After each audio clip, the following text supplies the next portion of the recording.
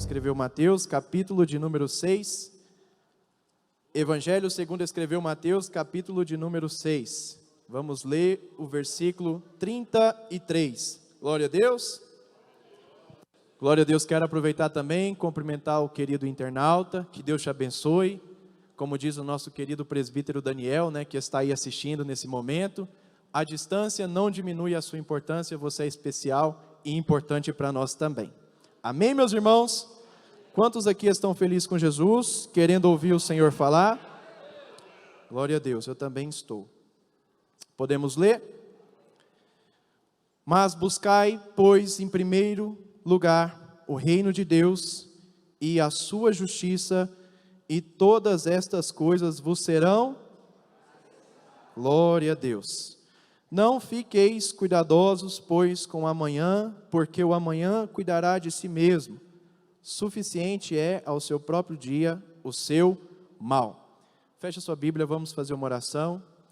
Espírito Santo do Senhor, nós estamos aqui porque nós queremos ouvir o Senhor falar. Senhor, meu Deus, meu Pai, eu me coloco uma vez mais nas tuas mãos, reconhecendo, meu Deus, que eu sou dependente de Ti, que eu nada sou, nada tenho e nada posso, se não for pelo Senhor, se não for a Tua vontade, se não for a Tua presença e a Tua palavra.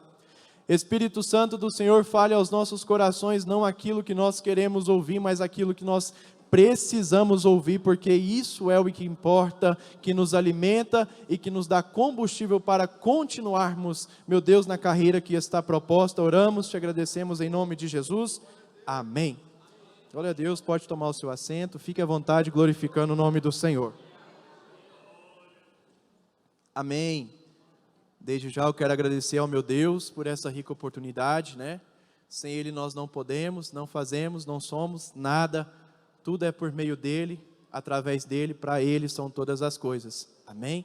Agradecer aqui também pela vida do nosso pastor Cleomar, missionária Sônia, evangelista Mateus, missionária Sara Rúbia, com o pastor evangelista Eduardo, Thalita, presbítero Johnny, a irmã Heloísa, Deus abençoe, diaconisa e todos os obreiros do altar. Estamos juntos, em nome de Jesus. Agradecer pela vida da pastora, que tem orado por nós, meus pais, a minha esposa linda, querida.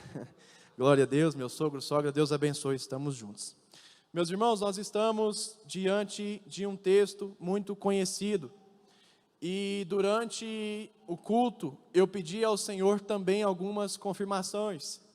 E Deus, Ele confirmou ao meu coração quando o evangelista Mateus, por mais uma vez, ele leu a palavra do Senhor no livro de Isaías, profeta messiânico, no capítulo 55, versículo 6, dizendo: buscai ao Senhor enquanto se pode achar, invocai-o enquanto está perto, porque Deus quer ser achado de nós. E nós estamos aqui diante de um texto muito conhecido, diante de um livro muito conhecido, o Evangelho. Primeiro o Evangelho do Novo Testamento, Evangelho segundo escreveu Mateus. A autoria desse Evangelho é o próprio Mateus, também conhecido como Levi. E Mateus, ele escreve para um grupo de judeus convertidos. É por isso que Mateus, ele vai usar por muitas vezes algumas expressões que nós chamamos de expressões messiânicas, para se referir a Jesus como o Messias. E não só isso, ele está se referindo a Jesus também como rei, porque Jesus, ele é rei, sacerdote, ele é mestre, ele é o Senhor da nossa alma. E Mateus, ele está se referindo a Jesus, e ele começa o seu livro falando sobre a genealogia. Nós vamos ver Mateus estendendo a genealogia de Jesus até Abraão, que no hebraico é Avrão. E Mateus, ele começa a falar que Jesus, ele é filho de Abraão, filho de Davi, usando também essa expressão messiânica, porque Mateus está falando para um grupo específico de judeus, e ele está usando essa linguagem a qual os judeus ali entenderiam aquilo que Mateus estava falando. E ele fala sobre a genealogia, e na genealogia de Jesus Cristo, ele começa a falar sobre Abraão, sobre Isaac, sobre Jacó. Ele vai falar também alguns personagens que ficaram marcados na história, como por exemplo, Raabe, a prostituta. ele vai falar sobre Salomão, ele vai falar sobre Davi, ele vai falar sobre aquela que foi mãe de Urias, falando de Betseba. E nós percebemos que na genealogia de Jesus Cristo há fruto de pecados. Na genealogia de Jesus Cristo há pessoas que se corromperam em suas histórias, que foram manchadas por suas histórias, como por exemplo Raabe, como por exemplo Betseba, como por exemplo Boaz. Nós vamos ver também ali na genealogia de Jesus Cristo falando sobre Tamar, que foi acusada de incesto. Só que o que me chama a atenção é que no capítulo 2, no finalzinho do capítulo 1, passando para o capítulo 2, quando ele está concluindo a genealogia, ele vai dizer que nasceu Jesus, semente da mulher. E o que me chama a atenção é que Jesus, em sua vida, biografia, ele não teve nenhum resquício daquilo que os seus antepassados tiveram. Ele não foi como Raabe, ele não teve a herança do pecado, ele não se sujou como Betseba, ele não se sujou como Tamar, que foi acusada de incesto. Por quê? Porque em Jesus Cristo toda a maldição, ela foi quebrada na cruz do Calvário. É porque o diabo, muitas vezes, ele começa a levantar histórias e falar mentira ao seu respeito, dizendo que porque na sua família, o seu primo, seu irmão ou alguém não deu certo, significa que você também não vai dar certo. E isto é mentira, porque em Cristo Jesus todas as maldições foram quebradas na cruz do Calvário. E nós vamos ver agora no capítulo de número 2, a palavra vai dizer que Jesus, ainda menino, e José sendo avisado por sonho, por revelação, ele foge para o Egito, para privar a vida de Jesus. O anjo avisa a José, e José foge para o Egito, e ele fica até lá, até que Herodes morre, e Herodes queria matar o menino. Herodes, ele vai chamar os pastores do templo, fala: olha, aonde haverá de nascer o menino, vá, ache o menino e me chame para que eu vá e o adore também. E o propósito de Herodes, como nós já falamos outras vezes aqui, era de matar o menino, não era de adorar. Então nesta noite, que possamos de fato, com todo o nosso coração, a nossa alma e o nosso ser, adorar o Senhor, porque Ele merece. Lembrando-me aqui do que Deus falou conosco através do presbítero Clésio, que possamos oferecer a Deus a nossa melhor adoração, como vaso de alabastro, que possamos oferecer o nosso culto e o nosso corpo em sacrifício vivo, santo e agradável a Deus. E agora no capítulo de número 2 ainda, nós vamos ver que Jesus Cristo, ele vai crescendo. No capítulo de número 3, nós vamos ver o desenvolvimento, nós vamos ver João Batista, que agora aparece pregando no deserto. O que eu acho interessante é que em Malaquias, a Bíblia vai dizer que Deus, ele é expulso do templo, ele vai para o deserto. E alguns estudiosos vão dizer que em um período intertestamentário de 300 a 400 anos, houve ali um silêncio. E agora no deserto, João Batista aparece pregando, como a voz do que clama no deserto. Evangelista Mateus falou aqui uma vez, e achei interessante, gravei no meu coração, porque enquanto nós estamos falando dele, nós não somos a voz que clama, nós somos o eco da voz dele que está clamando no deserto, porque ele está falando e nós temos que repetir aquilo que ele está clamando. É por isso que nesta noite eu quero falar tão somente aquilo que ele trouxer ao meu coração, porque é ele quem fala.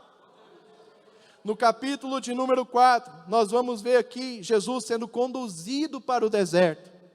O que eu acho interessante é que ele foi conduzido pelo Espírito ao deserto. Muitas vezes, muitos de nós achamos que deserto é lugar que o diabo nos leva, mas por vezes Deus nos conduz ao deserto. E Jesus, enquanto ele está sendo conduzido para o deserto pelo Espírito para ser tentado, ele vai se fortalecer. Nós vamos ver que Jesus, ele vai fazer aquele jejum de 40 dias e 40 noites, que nós tanto falamos, escutamos por aí. E Jesus, em dado momento, aparece ali o tentador para o tentar. E a proposta do diabo é sempre a mesma: olha, se tu és o Filho de Deus, transforme estas pedras em pães. Porque o diabo, como falou o pastor aqui, ele vai na carência, naquilo que é necessidade. E Jesus, ele responde pela palavra, nem só de pão, citando a palavra, viverá o homem, mas de toda a palavra que sai da boca de Deus. E o que eu acho interessante é que o diabo, ele não desiste, e ele faz a proposta sobre levar Jesus ao cume do monte. O propósito do Espírito de Deus é que Jesus atravessasse o deserto, e o diabo quis elevar o monte. Tem momentos que Deus está nos provando, e as propostas aparecem, com o intuito de nos elevar, de nos levantar, de nos fazer sobressair diante de uma situação, mas são propostas do diabo. Nós temos que ficar vigilantes, alertas, porque se é momento de deserto, é no deserto que eu vou ser abençoado por Deus, porque se é momento de deserto, é no deserto que eu vou ser formado por Deus. É como o escritor vai dizer: pelo modo tão terrível tu me atraíste, me seduziste ao deserto, e eu me deixei ser seduzido por ti. Deus por vezes nos conduz ao deserto, mas por um propósito maior, de nos formar, de nos levantar e de nos preparar para aquilo que está para vir. E ele vai para o deserto, ele sai do deserto, ele vai para a sinagoga. Na sinagoga ele é chamado, ele faz a leitura oficial do texto. A Bíblia vai dizer que ele está ali numa reunião e é convidado a fazer a leitura. Ele abre Isaías: o Espírito do Senhor Deus está sobre mim, porquanto me ungiu. E ali Jesus começa a pregar a palavra de Deus. Nós vamos ver que o ministério de Jesus inicia, e Jesus agora ele começa com poder, graça, autoridade, pregar as boas novas do reino, do evangelho, das palavras que ele falou, tão maravilhosas, que estão registradas neste livro. No capítulo de número 5, é interessante que ele vai começar o sermão famoso, sermão da montanha. E há alguns pontos interessantes no sermão da montanha. Dentre um deles, ele vai falar que nós somos o sal da terra. E o sal, ele tem duas funções somente. Primeira, salgar. Segunda função, conservar. Por exemplo, se nós comermos uma comida que não tem sal, essa comida fica indigesta. É uma comida que nós não conseguimos comer. Por exemplo, a aveia. A aveia desce, mas desce rasgando, né? Porque não tem sal, não tem tempero. E nós, como cristãos, nós precisamos de Cristo, porque Ele é o tempero das nossas vidas. Deus é aquilo que traz sabor à nossa história.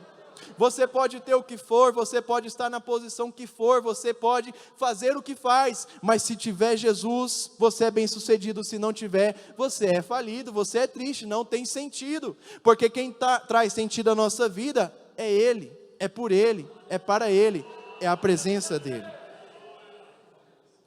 E Ele vai continuar: as bem-aventuranças, bem-aventurados os que choram, pois eles serão consolados. Quantos aqui têm chorado na presença de Jesus? Eu tenho uma notícia boa para você. A prova, ela é temporária, mas a felicidade, ela será eterna, porque a palavra dele diz que Ele enxugará dos nossos olhos todas as nossas lágrimas. E não haverá mais dor, nem morte, nem choro. É por isso que é maravilhosíssimo servir a esse Jesus. Eu gosto daquele hino que diz: porque Ele vive, eu posso crer no amanhã. Aleluia! É porque Ele vive que nós temos sentido. É porque Ele morreu por nós, como foi dito aqui pelo presbítero Laércio, que nós temos salvação e direito, acesso à sala do trono. É porque Ele morreu por nós, que agora o véu do templo foi rasgado, e aquilo que trazia separação não traz mais. É porque Ele vive, e Ele cumpre o seu ministério. Queridos, a salvação, ela é sempre iniciativa de Deus, é sempre Deus quem dá o primeiro passo. E o primeiro grande passo que Deus deu foi quando na eternidade Ele planejou salvar a humanidade, enviando o seu Filho Jesus Cristo. E agora a dívida de todos aqueles que tinham suas dívidas, como nós também estávamos em dívidas com Ele, foi paga. Porque na cruz do Calvário, uma das declarações é tetelestai, está consumado, isto é, a dívida que eles tinham foi paga, não existe mais dívida. Eu me lembro de uma ilustração que alguém deu uma vez no Facebook, em um comentário, dizendo: nós poderíamos pegar a dívida de todas as pessoas, colocar no nome de uma pessoa e matar essa pessoa. Assim, a dívida de todas as outras pessoas estariam quitadas. Alguém foi lá e respondeu: você acabou de descobrir o Evangelho, porque foi isso que Jesus fez. Ele pegou a dívida de todo mundo, colocou no nome dele, e na cruz do Calvário se ofereceu em sacrifício, e agora todas as nossas dívidas foram quitadas. Então nessa noite, se você entrou aqui triste, eu não entendo o motivo, porque Ele quitou a nossa dívida, é motivo de festa, de alegria, porque Ele morreu por nossos pecados, e agora nós que vivamos para a glória dEle, segundo a vontade dEle, a direção dEle. Jesus é maravilhoso. No capítulo 6, Ele vai começar, ainda continuando o sermão da montanha, sermão do monte, falando sobre dar esmolas, e essa palavra aqui, no grego, ela pode ser traduzida também como justiça, elas se confundem. Então, tanto dar esmola, quanto fazer justiça própria, pode ser confundida e dar sentido ao texto, mas as duas palavras significam a mesma coisa. Jesus está falando: cuidado, para que a obra de vocês, ou a justiça de vocês, não seja para que os outros vejam. Jesus está combatendo o farisaísmo. É por isso que ele vai dizer: olha, acautelai-vos dos fermentos dos fariseus, porque eles fazem as mais belas rebuscadas orações, eles estão nos melhores lugares nas sinagogas, mas o seu coração está longe de mim. Eles me honram com os lábios, mas o seu coração está longe de mim. Acautelai-vos do fermento dos fariseus, porque Jesus condena a hipocrisia. É por isso que na presença do Senhor, eu tenho que adorá-lo em espírito e em verdade, com tudo que há em mim. Uma vez eu aprendi isso, nunca me esqueci: adoração em espírito é quando voluntariamente eu me proponho a adorar aquele que é digno de toda honra e toda glória. E em verdade é quando não há nenhuma mentira em mim. É por isso que Jesus gosta de sinceridade na presença dele, meu irmão. Em Mateus, ele vai falar sobre a parábola do homem que sobe ao templo, e ali está um fariseu e um publicano, e o fariseu batendo no peito, orgulhando-se das coisas que faziam, que para ele eram justas, segundo o olhar dele, e o publicano chorando, pedindo perdão pelos seus pecados, e Jesus disse: voltou para casa justificado aquele que reconheceu seus pecados e se arrependeu. Então nessa noite, reconheça um pouquinho que você precisa dele, que você não é tudo isso, mas que você quer ser mais santo, mais parecido com ele, mais consagrado a ele. Como disse o presbítero Clésio aqui, fui muito abençoado pela palavra. Nós precisamos verdadeiramente servir ao Senhor. E é por isso que Jesus está batendo na tecla, porque vocês querem ser reconhecidos pelas pessoas, quando na verdade o galardão não vem das pessoas, vem do alto. Uma coisa Deus falou comigo, e eu gravei: primeira, quem me chamou foi Ele, e se foi Ele quem me chamou, eu estou fazendo para Ele, e se eu estou fazendo para Ele, a recompensa vem dele.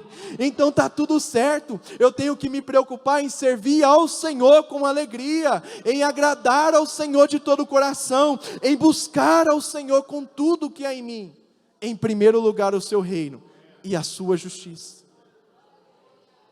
E a Bíblia vai continuar dizendo, Jesus falando ainda sobre a questão de dar esmola e fazer a sua obra reconhecida diante dos outros.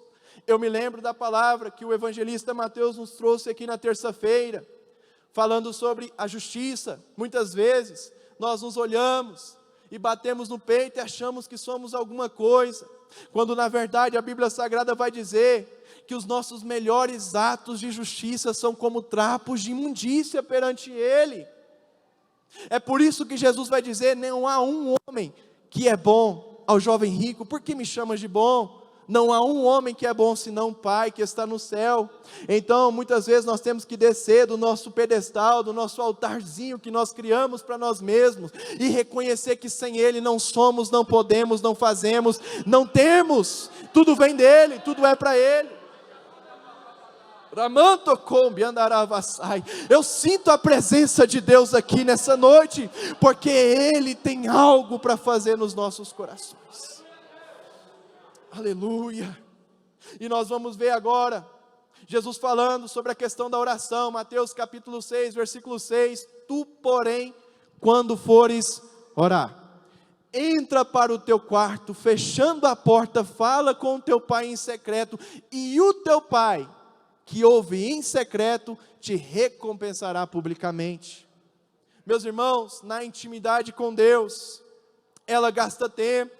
A oração com Deus, ela é no secreto, é quando ninguém vê, é quando ninguém está lá, mas você está dobrado diante dele, rasgando a sua alma, quebrantando o seu espírito, dizendo: Senhor, me ajuda, porque eu preciso de ti.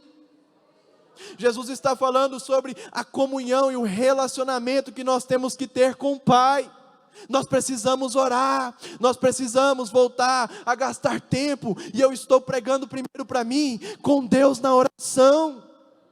Jesus, que é Jesus, ele orava, quanto dirá nós? Nós precisamos orar, porque se nós não orarmos, nós não vamos vencer.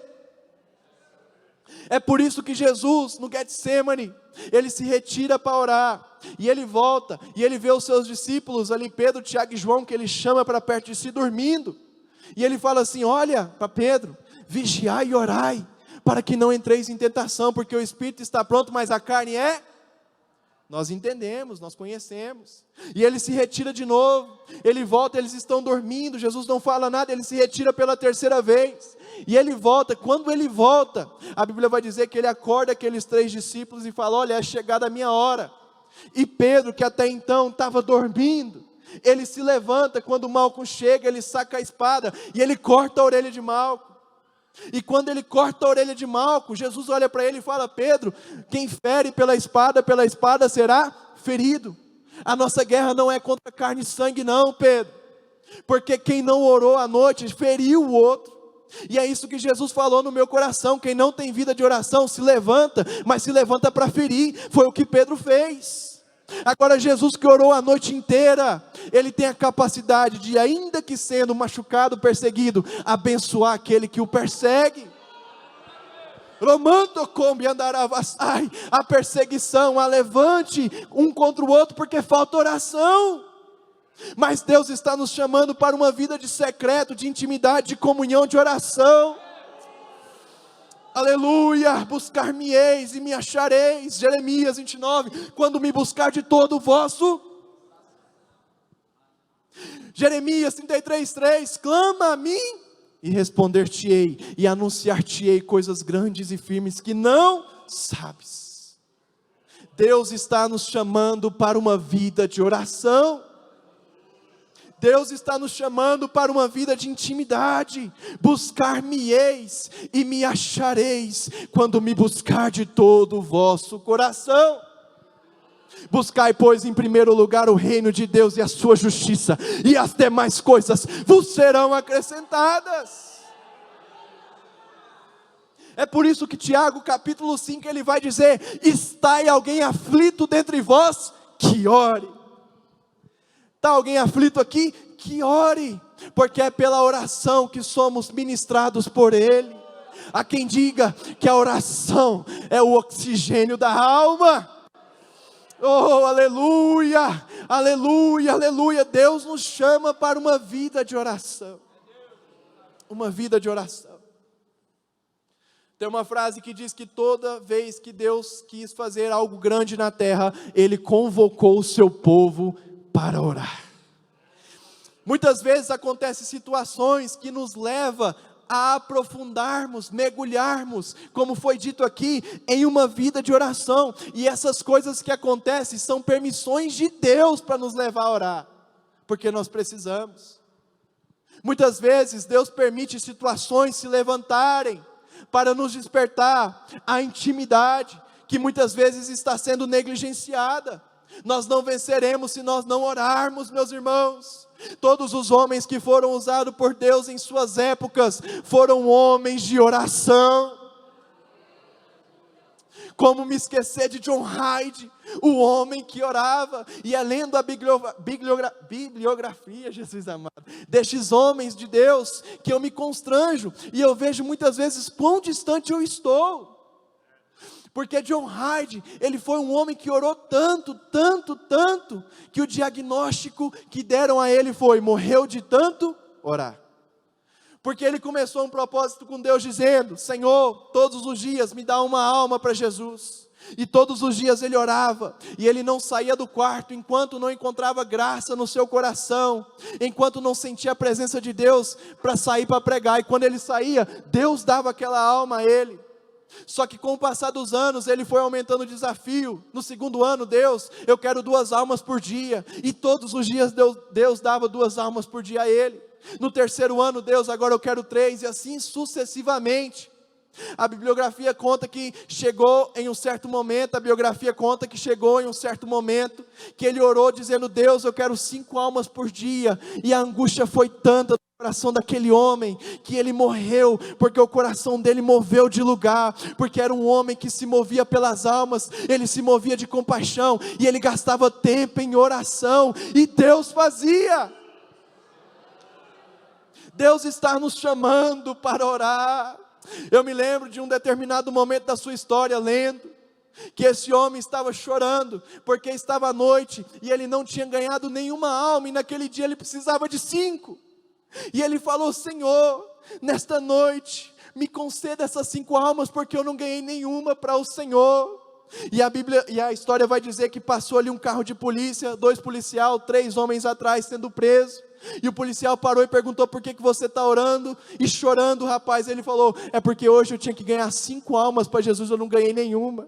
E a história vai dizer que o carro anda, só que ele anda nem 1 quilômetro, ele volta, e os 5 chorando, entrega a sua vida para Jesus, por causa do poder da oração. Não foi a oratória de John Hyde que fez a diferença, foi a retórica do Espírito Santo, o conhecimento do Espírito Santo, e um homem que se colocou em oração. Eu me lembro de Pedro, em Atos, quando ele vai preso, e a sentença ali era morte, mas por conta de ser uma ocasião de festa na cidade, não poderia haver derramamento de sangue. E os irmãos da igreja entenderam o quê? Que era tempo de orar. Eles não vão para a praça fazer manifestação na ocasião. Pedro está sendo preso, está preso.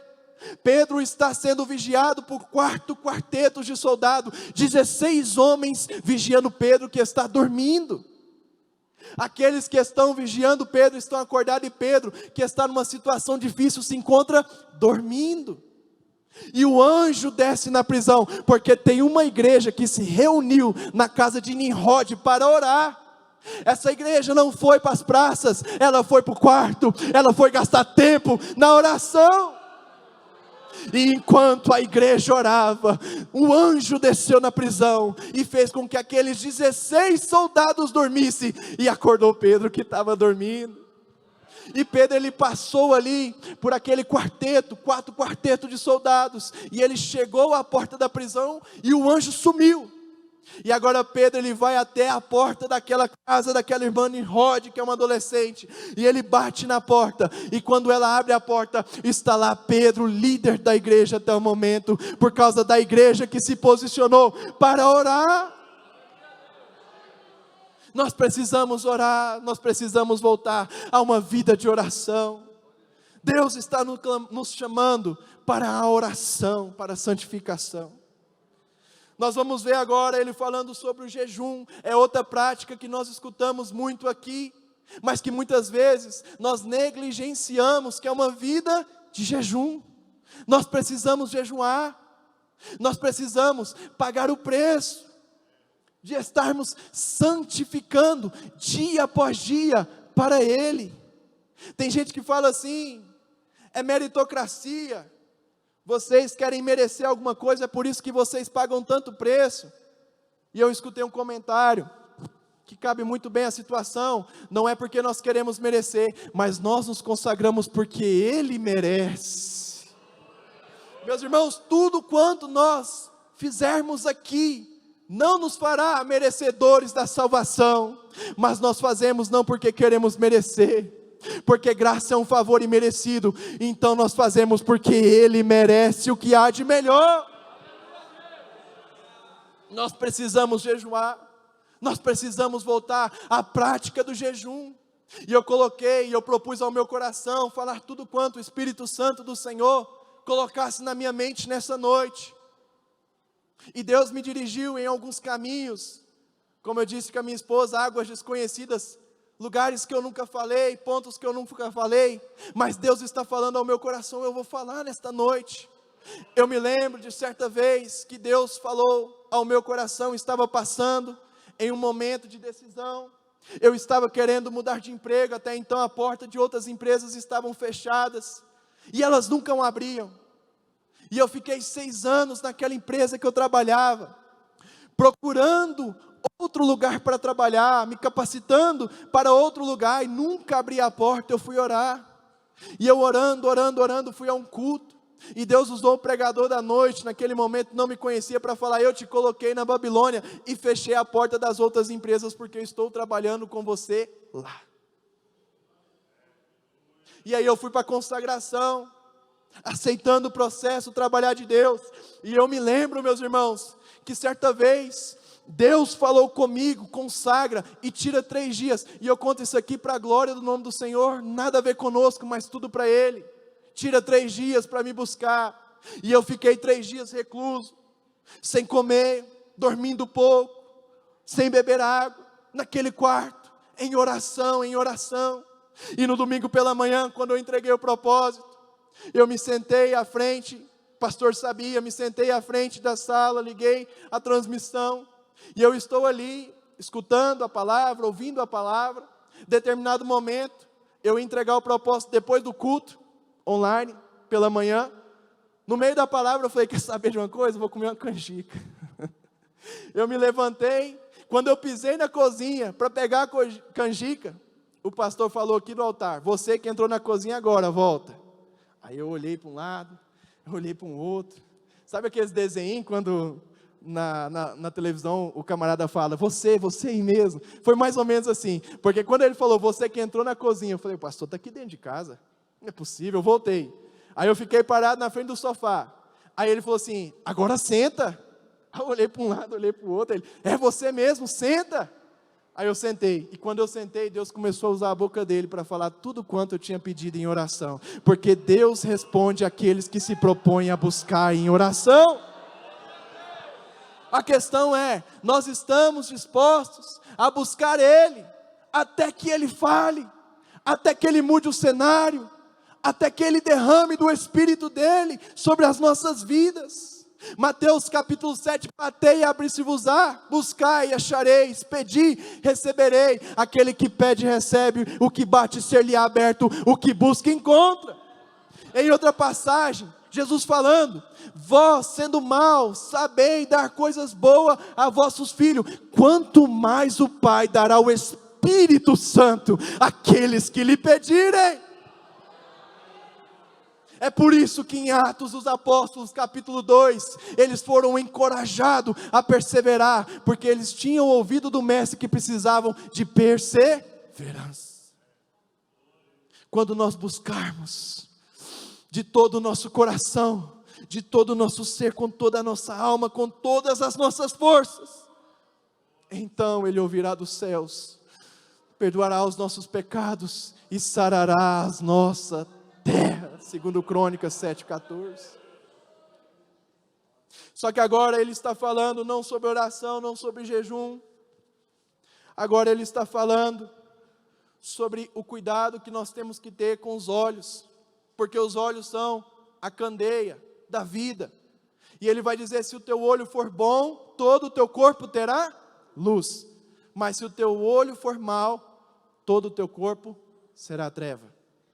E Ele vai continuar dizendo, Ele vai falar, olha, não andeis ansiosos quanto à vossa vida, pelo que haveis de comer, pelo que haveis de beber, pelo que haveis de vestir.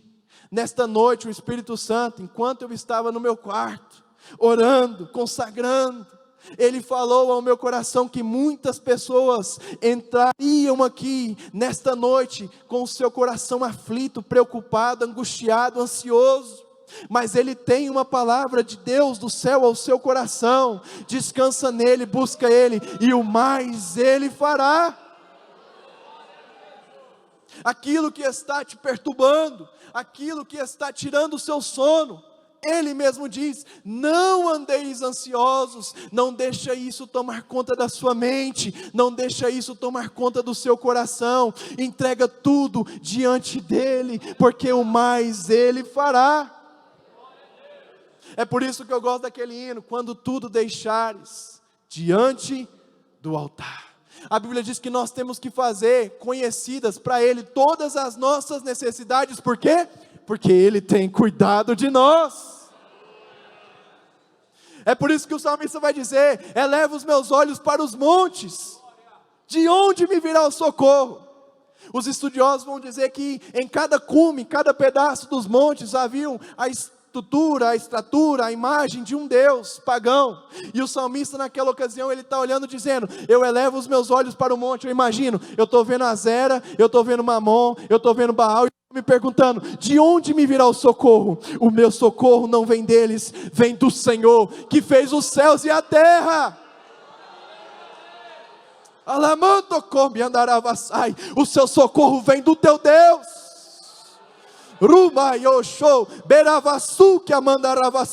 Eu estou agora com a palavra profética de Deus ao seu coração. Tem uma pessoa aqui que entrou com uma dívida, e o Senhor te diz: me busca, porque eu estou quitando esta dívida no valor de 33 mil reais. E quando ele fizer, testemunha, porque o Senhor pelejará por ti nesta batalha. O nosso socorro vem dele, a nossa esperança vem dele. É por isso que o salmista vai continuar dizendo: uns confiam em carros, outros em cavalos, mas nós faremos menção do Deus que fez os céus e a terra. É buscando ele, nosso socorro vem dele. Não é sobre nós, é sobre ele. E pessoas que estão ansiosas em seus corações. E muitas das vezes Deus falou ao meu coração que essas preocupações impedem essas pessoas de receber. Muitas vezes as preocupações com a vida é o que Jesus está ensinando. Olha, os cuidados com a vida, as coisas com a vida estão sufocando tanto vocês, que vocês não estão recebendo a palavra. Na parábola dos corações, na parábola do semeador, a Bíblia vai dizer que uma das sementes, ela caiu entre espinhos, e ela foi sufocada. E é isso que essas circunstâncias estão fazendo com muitos de nós. Nós estamos tão preocupados com os problemas lá fora, que enquanto aqui dentro, nós não entendemos que Ele pode resolver todas as coisas, e não o adoramos. Então nessa noite, neste momento, esqueça o que está lá fora e pensa que o teu Deus tem poder para numa palavra só mudar todo o cenário, mudar toda a circunstância. Ele tem poder para fazer infinitamente mais. Deixa de ser tão natural. É o que foi lido aqui, Isaías 55. Os pensamentos dele são mais altos do que os nossos pensamentos, e os seus caminhos melhores do que os nossos caminhos. Melhor é confiar em Deus. Mas para isso eu tenho que buscá-lo em primeiro lugar. E o Espírito Santo faz uma pergunta nessa noite aos nossos corações: qual tem sido a sua prioridade? O que você tem priorizado? Porque aquilo que você tem priorizado revela-se como um Deus na sua vida. Se a sua prioridade é buscá-lo, é amá-lo de todo o coração, essas coisas que muitas vezes vêm para tirar a nossa paz, passa a ser nada. É por isso que o apóstolo Paulo vai dizer: as leves e momentâneas tribulações do agora não há de se comparar com a glória do porvir. John Wesley dizia: ó Deus, grave nos meus olhos a eternidade. Meus irmãos, buscar em primeiro lugar o reino dos céus, fala sobre me preparar para aquele lugar, para aquela vida, para a nova Jerusalém de Deus. Tudo isso aqui é efêmero, é passageiro, passa, mas não passa a palavra dele, e a promessa de que ele buscará a sua igreja. O céu vale a pena. Não vale a pena deixar com que os cuidados, as preocupações desta vida nos roubem de lá. Não, isso aqui é passageiro, mas há uma glória do porvir. É por isso que Paulo vai dizer em 1 Coríntios 15, em breve nem todos dormiremos, mas seremos arrebatados em um abrir e fechar de olhos, ao som da última trombeta. Se você não escutou essa semana, deixa eu inaugurar: Jesus está voltando. Melhor é me preparar para morar lá. Melhor é me preparar para morar lá. Mas Ele é tão bondoso, Ele é tão misericordioso, que mesmo buscando e me preparando para viver lá, para morar lá, eternamente com Ele, aqui, Ele supre todas as nossas necessidades. E eu quero contar a vocês um testemunho que Deus colocou no meu coração. Confesso que quando Deus falou comigo, é alguma coisa que eu nunca contei, e eu não sou muito de contar, mas Deus falou comigo. E eu me lembro que Deus, neste momento, durante este processo, falando comigo, usando a vida do pastor Lindomar, naquele culto pela manhã, que eu estava na minha casa, falou que provaria a minha fé. Pouco tempo depois, eu recebi uma proposta de emprego numa multinacional. Era uma carga horária de segundo turno, ou seja, eu perderia os cultos. Eu fui até lá, eu não sabia do horário, eu não sabia da carga horária, eu não sabia. Eu só participei do processo seletivo. Falaram que era primeiro turno, mas depois foram preenchidas as vagas internamente dos que queriam, desceram para o primeiro turno, e sobrou as do segundo turno. E me ligaram, eu já estava contratado, dizendo: olha, você já está contratado, só que é no segundo turno, tá? Teve uma alteração. Eu falei: eu não posso. Aí me chamaram lá, conversei com o gestor, e ela falou: olha, se você desistir da vaga agora, que você começaria na segunda, você vai ficar queimado no processo seletivo. Mas eu falei: não, eu tenho um propósito com Deus. A minha prioridade não está no trabalho, a minha prioridade está em servir a Ele. E se a proposta é para o segundo turno, eu não quero, porque isso no momento me tira dele. Eu não quero coisas que me tiram dele. E assim foi. Passaram-se 3 meses, a mesma empresa me liga, eu vou lá, faço a entrevista, é para o mesmo setor. E aquilo naquele momento seria muito bom para mim, só que a proposta agora não era no segundo, era no terceiro. E eu entendi que no momento não era para mim. Terceiro turno, eu já tinha proposto ao meu coração que não trabalharia, já tinha feito esse propósito com Deus, e eu continuei no meu trabalho, que eu estava há tanto tempo. Só que chegou um dia, eu recebi uma ligação, e ela falou: olha, agora não é aquele setor que você trabalhava, é outro setor, e é no turno diurno, você tem interesse? Eu fui. E Deus me abençoou naquele momento com aquela porta, sendo um setor melhor, um trabalho melhor e um salário melhor. Porque quem prioriza Deus e coloca Ele em primeiro lugar, Ele se encarrega do resto. Meu irmão, Deus abre porta de trabalho. Quem sabe entrou alguém aqui desempregado, desesperado. Eu tenho uma notícia para te dar: prioriza Deus, coloca Ele como único Senhor e Salvador da sua vida, clama a Ele, coloca Ele como resolvedor dos seus problemas, e Ele abrirá as portas de emprego. Mas não parou por aí. Aí Deus começou a trabalhar comigo lá, e me colocou para trabalhar diretamente com o meu chefe, o supervisor, o gerente e o líder. Eu trabalhava com eles ali, e eu sempre tive a mentalidade, aprendemos na escola missionária, de que se eu estou no trabalho, lá não é um trabalho, primeiro é um campo missionário. E Deus começou a fazer obras ali, porque eu me propus para a glória dEle, não tem nada a ver comigo, a deixar-me ser instrumento na mão dEle. Aí chegou um dia, o meu chefe falou comigo: olha, eu estou de viagem, eu vou sair fora do país, vou mudar para outro país, e eu quero te perguntar se você tem interesse em comprar o meu apartamento. Eu falei: eu tenho interesse, eu não tenho dinheiro.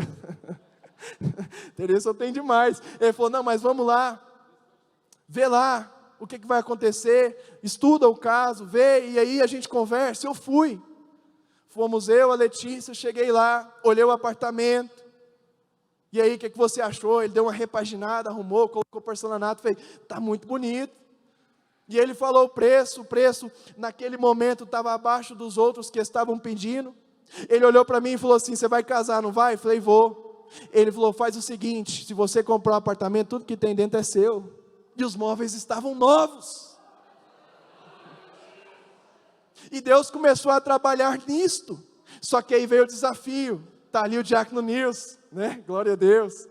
Consultei o diácono Nils, nós entramos com o processo da compra, e Deus mandou uma pessoa com o valor da entrada para nos abençoar. Nós não tínhamos condição, mas nós priorizamos Deus, e Deus mandou o recurso.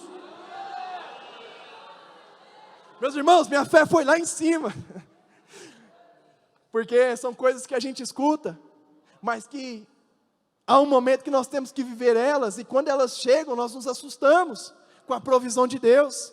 Evangelista Eduardo, a pessoa virar e falar: tá na conta, toma 20 mil, vai lá e dá entrada na casa. Deus é um Deus de milagres. Aí eu propus no meu coração dizendo: Deus, tudo que estiver dentro deste apartamento, se o Senhor nos der algo novo, nós doaremos para quem precisa. E assim foi, para a glória de Deus. Deus começou a reformar e dar móveis novos, e os que estavam lá já estavam novos, e a mentalidade não era de vender, mas era de abençoar com aquilo que nós fomos abençoados. Só que eu tinha um guarda-roupa meu, e eu estou contando, Deus está colocando no meu coração. Eu tinha um guarda-roupa meu, e estava novinho, e eu falei: eu vou anunciar por um preço baixo, para vender rápido. Estou precisando de dinheiro, casamento não é barato. E eu anunciei, meus irmãos, 750, na OLX. Na mesma hora um rapaz mandou mensagem, falando: olha, eu tenho interesse, posso ir aí ver? Falei: amanhã você vem, hoje eu estou trabalhando, pode ser, pode ser. Outras pessoas apareceram oferecendo mais, mas meu coração fechou de uma forma, e meu pai, minha mãe está aqui, eles são prova. Eles olharam para mim e falaram: mas para que você está vendendo esse guarda-roupa? Nem precisa vender. Eu falei: não, mas me deu uma agonia, eu preciso vender esse guarda-roupa. Anunciei. No outro dia o rapaz foi lá. Quando ele parou na esquina, Deus falou comigo: você não vai vender, você vai dar. Eu falei: glória a Deus, Jesus. Só que eu falei que eu ia dar os que estavam no apartamento, não os da minha casa, estou brincando. Eu falei: glória a Deus, Jesus. Mas de fato, confirma no meu coração que é isso mesmo. E ali, ele está ali recolhendo o guarda-roupa, foi com os filhos, e ele está colocando na Kombi, ele foi com a Kombi, e quando ele terminou de colocar, eu olhei para ele e falei: quer saber de uma coisa? Deixa Deus te abençoar, vá em paz. Ele olhou para mim e começou a chorar. Eu não entendi. Ele falou: você não me conhece, eu sou pastor. Ontem eu estava orando, pedindo a Deus um guarda-roupa, e Deus disse que providenciaria, e eu cheguei aqui na sua casa sem dinheiro na conta para comprar o guarda-roupa, porque Deus, quando Ele quer, Ele faz.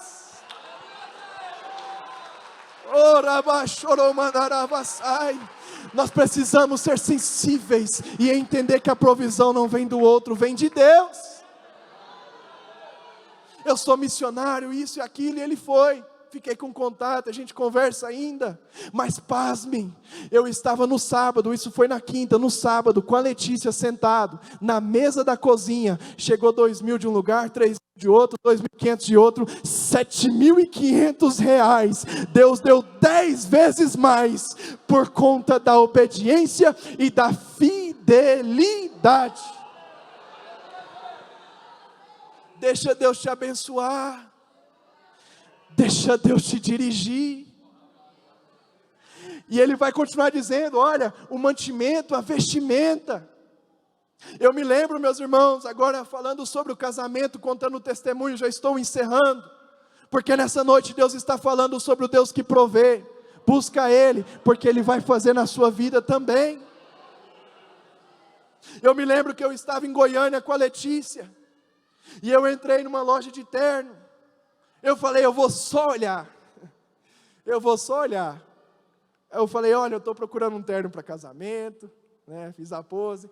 E aí era uma loja bem renomada. E o rapaz falou para mim: olha, eu tenho um terno perfeito. Me levou lá no provador e não sei o quê. Quando eu vesti o terno, eu falei: Jesus. O terno me escolheu, isso mesmo. Não foi nem eu que escolhi o terno, foi o terno que me escolheu. E eu olhei para aquele terno e eu falei assim: meu Deus, mas qual é o valor? Ele falou o valor, era na casa dos 2.000, fez: Jesus, é dinheiro demais. Aí a Letícia olhou para mim, quando eu saí de lá: gostou do terno, vai levar? Vai levar não? Eu falei: não, deixa quieto, vamos vendo. Aí ela baixou a cabeça e diz assim: vamos orar. Senhor, se for da tua, na loja, se for da tua vontade, com que o Senhor dê a ele esse terno vai chegar, de uma forma ou de outra. Eu vim embora. Quando eu cheguei em Anápolis, veio uma pessoa a mim e falou: eu quero te dar R$2.000 para você comprar um terno, porque Deus, quando quer fazer, Ele faz infinitamente mais. E aí fomos para o casamento, e Deus fez toda aquela festa, tudo aquilo que nós experimentamos ali, foi das mãos de Deus, porque nós mesmos não tínhamos recurso, mas Deus, quando nós priorizamos Ele, colocamos Ele em primeiro lugar, Ele faz infinitamente mais. Aí eu tinha um sonho, conhecer Maceió. Eu queria conhecer a orla de Maceió, as praias, E Deus, Ele se preocupa com os mínimos detalhes. E aí Deus pegou e levantou uma pessoa e falou: olha, eu quero te dar uma viagem. Eu falei: para onde? Para Maceió, com tudo pago, porque Deus é fiel, meus irmãos. E lá quase que eu não chego aqui, viu? Porque a Letícia foi andar de jet ski, pastor Clamar, quase que ela me derruba no meio do mar. Se você me derruba, você vai voltar solteira, viúva, porque eu fico. Fique sobre os pés. Amém? Nessa noite, enquanto eu estava preparando essa palavra, Deus falou ao meu coração, que tem pessoas que estão passando dificuldades financeiras, dificuldades familiares, dificuldades conjugais. Tem pessoas que estão passando por diversos problemas na justiça. Tem pessoas que estão com o processo parado. A pastora falou aqui, Deus confirmou meu coração. Mas o martelo será batido, porque Deus é um Deus de providência. Então somente se preocupe em priorizar a Ele. Então somente se preocupe em servir a Ele de todo o seu coração, porque das demais coisas Ele cuidará. Tem pessoas nessa noite aqui que está preocupada e aflita, e o Espírito Santo está falando, porque o seu filho, ao seu ver, não tem jeito, está nas drogas, e você pensa: Deus, ninguém dá jeito nele, não tem solução, e Deus está falando para essa pessoa aqui, que o Senhor trará ele, mas tão somente busque ao Senhor, e você verá o milagre na sua casa. Eu estou pregando debaixo de uma autoridade profética nessa noite, porque Deus está fazendo milagres no meio do seu povo. E eu não sou disso, vocês me conhecem, mas pastor Douglas, Deus está falando que está mudando causas aqui nessa noite. Pessoas que estão com dívidas nos bancos, Deus está falando, o Senhor quitará, e você dará o testemunho que o Senhor é Deus na sua vida. Mas irmão, certo não é pagar sim, mas há momentos e circunstâncias que não fomos nós que provocamos a dívida. Pessoas que usaram o seu nome e fizeram compras, e agora o seu nome está lá rolado no banco, e Deus estará quitando essas dívidas, porque Ele é o Deus que fala, e é o Deus que cumpre pela sua palavra.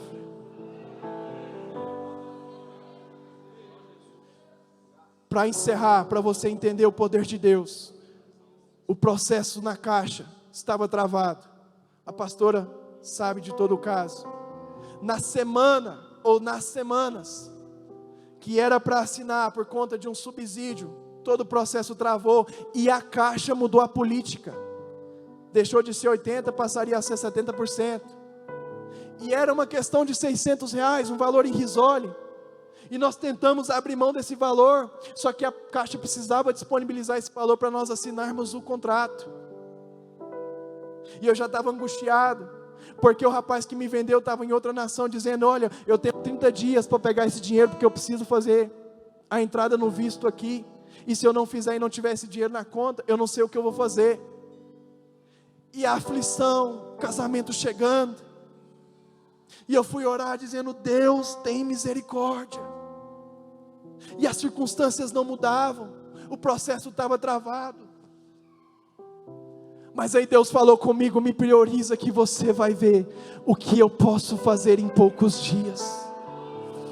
E eu falava com o diácono Nilson, eu não sei, ele não me bloqueou, que eu falava muito na cabeça dele: Nilson, e aí, deu certo? Ele falava: não, a questão é na caixa, nós já fizemos tudo, Agora, se nós mudarmos o contrato, você vai ser prejudicado, sua linha de crédito, não há o que fazer. Eu fui para a oração.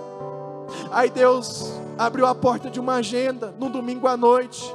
Eu fui pregar, a Letícia foi cantar. E enquanto nós estávamos lá, só Deus sabe o coração, a aflição. Nada estava dando certo, nada se resolvia. Nesse momento, a luta, a prova, a fornalha da aflição foi grande. Aos que lembram, eu desloquei meu ombro por conta da ansiedade. É por isso que eu falo, vamos depositar a confiança diante de Deus. Por conta da ansiedade, eu tive alguns problemas, alterações nos organismos. O cabelo começou a cair, eu falei, Jesus, já não tem muito. Daqui a pouco vai estar um do lado, um do outro, vai deixar de ser um do lado. E eu estava orando e Deus falou comigo, me busca. Venha à minha presença, porque você vai ver o que eu vou fazer. E nós fomos, e naquela noite nós pregamos sobre o Deus da provisão. Era domingo à noite, está ali minha esposa, não me deixa mentir. Quando nós saímos de lá, ela cantou. Quando nós saímos de lá, nós passamos na porta do condomínio. E eu falei, vamos parar o carro e vamos orar aqui agora. E nós começamos a orar, e enquanto nós orávamos, o Espírito Santo do Senhor desceu naquele carro, a presença dele nos encheu. Eu comecei a falar em línguas estranhas, comecei a chorar, eu não estava entendendo o que estava acontecendo, e Deus falou na minha boca, essa semana você assina o papel. Eu olhei para a Letícia e falei, escreve o que eu estou falando, essa semana nós assinaremos o papel. Isso era no domingo. Segunda-feira o Nilson me manda mensagem, 9 horas da manhã, amanhã o seu contrato está para ser assinado na Caixa. Porque quando o meu foco está em priorizar Ele, Ele cuida das demais coisas. É por isso que eu não posso me deixar abater pelas circunstâncias que surgiram. Essas coisas também nos aproximam dEle e trabalham a nossa confiança em Deus, no Deus que tudo pode, que tudo faz. Ravachou que Amanda Ravasai. Eu quero chamar a Letícia aqui para cantar. E neste momento, eu quero pedir a você que curve a sua cabeça. E que agora, meditando nesta palavra, no Deus da provisão, no Deus que quando eu priorizo Ele, Ele me abençoa. E eu não priorizo para que Ele me abençoe, mas porque Ele merece o melhor de mim. Que fique claro, nós não buscamos por aquilo que Ele pode nos dar, nós o buscamos por aquilo que Ele é. É por isso que Isaías 43:18 vai dizer, não olhei para trás, não considerei as coisas antigas, eis que estou fazendo nova, uma coisa nova já começou a acontecer. Deus está providenciando na sua casa o mantimento. Deus está providenciando na sua casa o alimento, na sua despensa, na sua geladeira.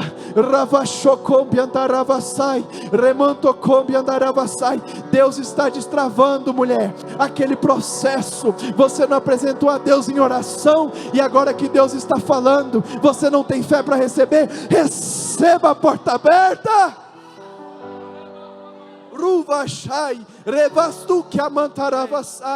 Nós não servimos pelo que Ele pode nos dar, mas pelo que Ele é.